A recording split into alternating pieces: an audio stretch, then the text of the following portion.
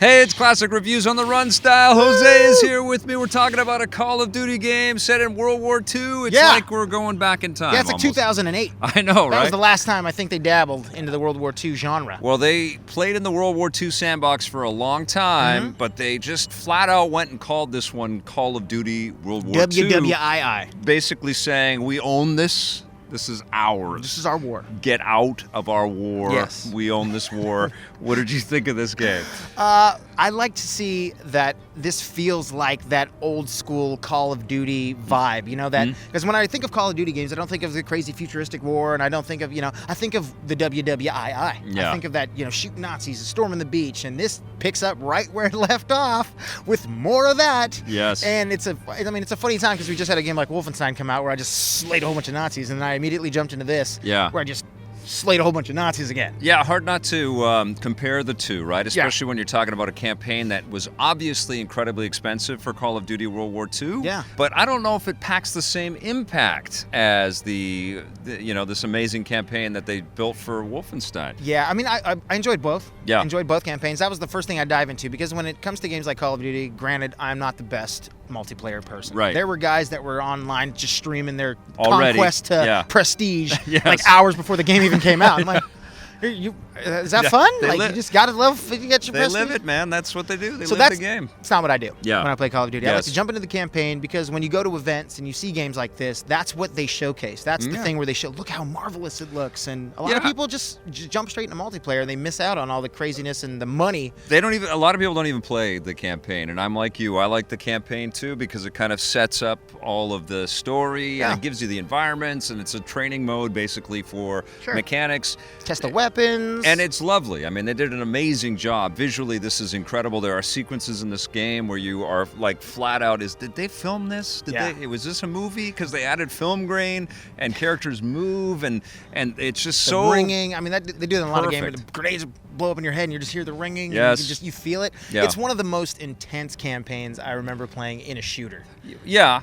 Because there were some moments, man. You're like, as soon as you storm the beach, guy next to you, head blown off. You're like, yeah, I mean, it is the grown-up, mature Call of Duty game, right? Rated M for mature. With 4K visuals. I played this on the Xbox One X, and it looked humble brag. It's not even out yet. It comes out tonight, I think. It looked absolutely incredible, and it sounded amazing, but it also looked very familiar, and it also evoked a lot of Call of Duty memories that I've had, a lot of the World War II games that I've had, a lot of the World War II shows, like Band of Brothers and the Pacific, and of course, Saving Private Ryan. You start the game storming the beach at Normandy.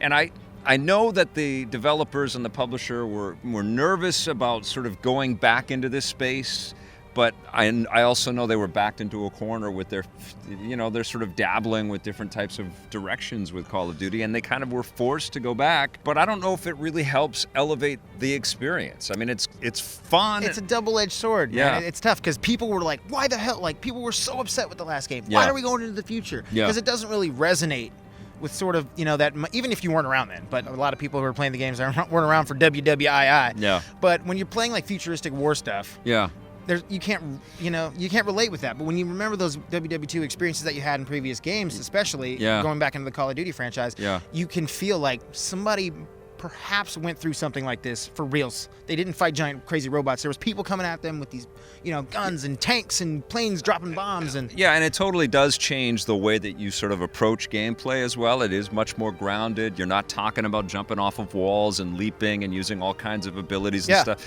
It's amazing though that they did have all of these incredibly powerful weapons and tanks like and Josh bombers Duhamel. and actors. But he was the most powerful weapon I came across. Like, I want to shoot you in the face, Josh. He was really annoying in this game, was he not? He was a dick.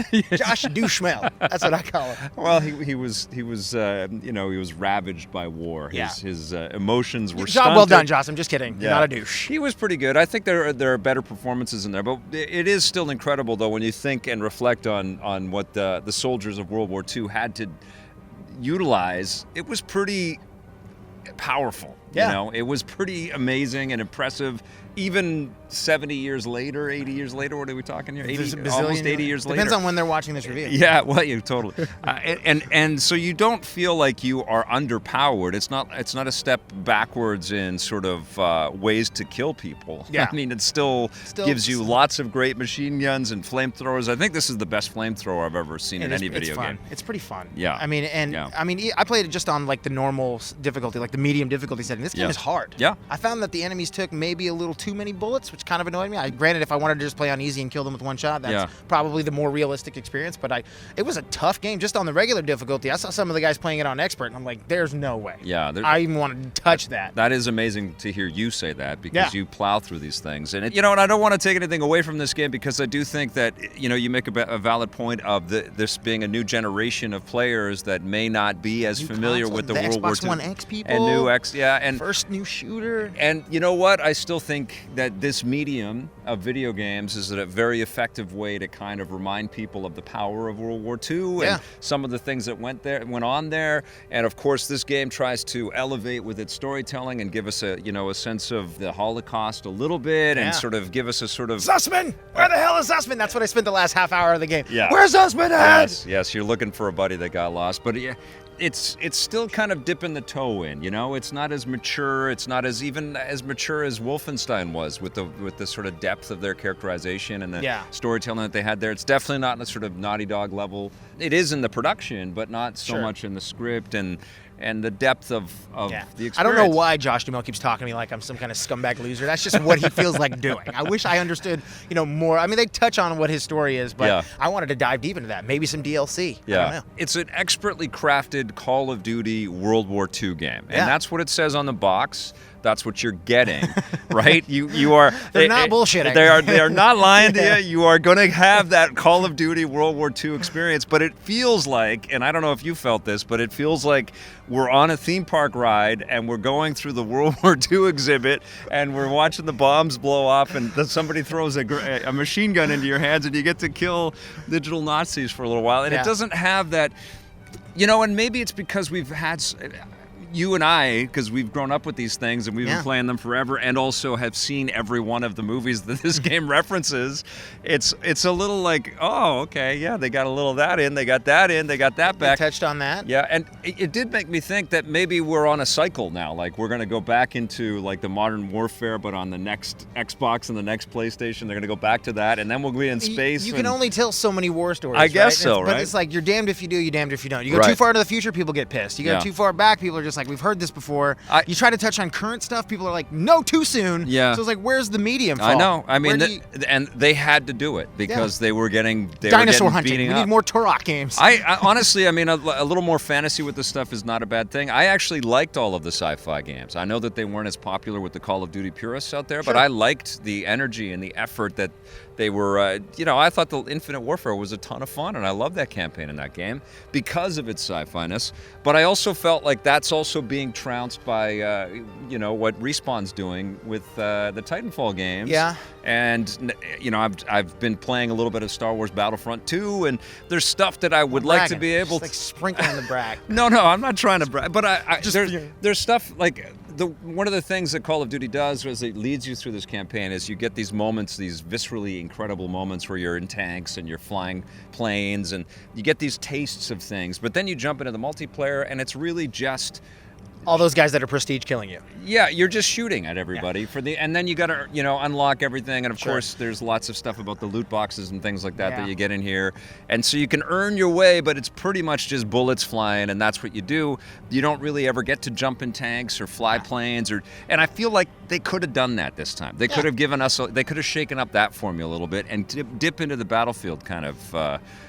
Sort of sandbox. Then they're compared to that, and I think they're sticking to what they do best. I think there's about 9 maps right now in the multiplayer stuff. But for me, I was all about zombies. I love how crazy intense the zombies mode is, because that's like the perfect take on what I want from the future out of Call of Duty games. Like crazy zombie stuff. It doesn't have to be crazy robots, but that zombies mode, man. You're playing with your friends, and zombies are coming out. And you're upgrading your weapons. I need some more ammo. They're coming everywhere. And your friends are down. You gotta save them. I couldn't handle that anymore. I I tapped out. Yeah, I did my 22 levels of it, and I'm like, okay, just kill me. Just kill me.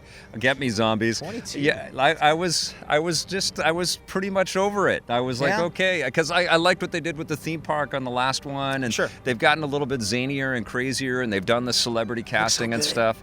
It does look good. This is an amazing looking game. I'm not taking anything away from that, and it handles well. The production is there. It's a beautifully built game. It's just very safe and very familiar, and it is exactly what it says on the box, and it doesn't really surprise you with stuff, you know? I mean, I want to play as zombie Josh Duhamel. When I die, I want people to see Josh Duhamel's face and be like, damn him, he's the guy. You're fixated on Josh Duhamel. Is there something that you want to tell the world? Yeah, look at him in the game. He looks so good. Handsome. Right? I was just like, my girlfriend came in when I was playing that. I was like, are you watching him? Is Josh Duhamel in a war movie? I'm like, no, man, this is video game life. Is Josh Duhamel not in a war movie? Isn't it? That's all.